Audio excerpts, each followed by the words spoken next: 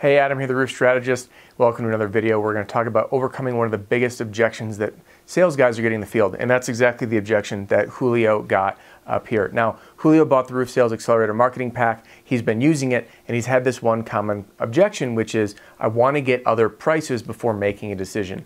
Now, this used to be a big problem for me when I was new in sales, and it stopped being a big problem when I overcame it the right way. So I want you to turn your attention here to this text message that Julio shared with me that he got from a homeowner. And Julio follows up, okay? And this gentleman named John says, "Hey Julio, I appreciate your tenacity and persistence. However, I have accepted the bid of another contractor. Thanks again."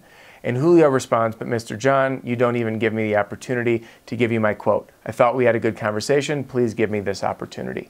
And John responds, "Thanks, but your method of bidding was just a bit too unorthodox. All my estimates were done apart from the adjuster's allowance." So I want to break this down in a couple of different ways. First and foremost is the desperation that came across in the text messages. So Julio, super appreciate you willing to let this be a feature for this video, and we did get Julio's permission. But number one is when we follow up like that, please give me this opportunity. It sounds desperate and it really turns people off, even if you're doing a good job. But before that, and more importantly, is how to overcome this objection. Now, you've seen my other video on addressing the assessment over price to break the emotional attachment to money. When we're dealing with an insurance bid from a hailstorm, we don't want to compete on price because price is a non-issue. So the way that I do it is I say, "Hey, Mr. and Mrs. Homeowner, I understand you're looking for an estimate." Any normal person would. After all, that's what you do if your car was damaged, right? You'd go and you'd get an estimate to replace your bumper and the quarter panel. But when it comes to your personal property on your home, what you need to do is worry about one thing and one thing only, and that's the assessment of damage. And the reason for that, Mr. Homeowner, is the insurance estimating software that the insurance company uses. It's the same software that we use, which is called Xactimate.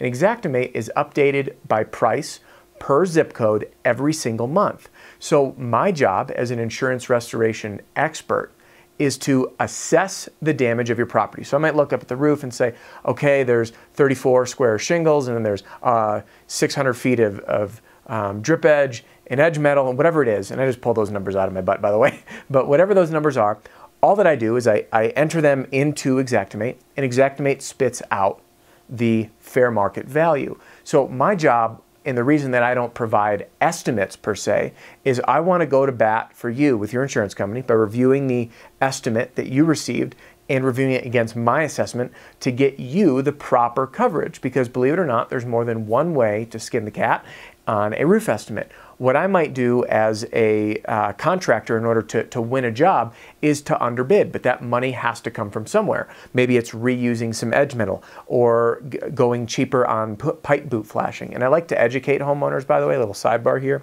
that pipe boot flashing, if you're going with a cheap neoprene, might only last 10 years when you're putting a lifetime shingle on the roof, and just the cost of one repair on that roof can be $1,000, right?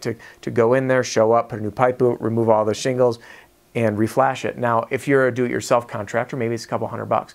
But our company, our minimum amount of repair was $1,000, or it wasn't worth our time and liability.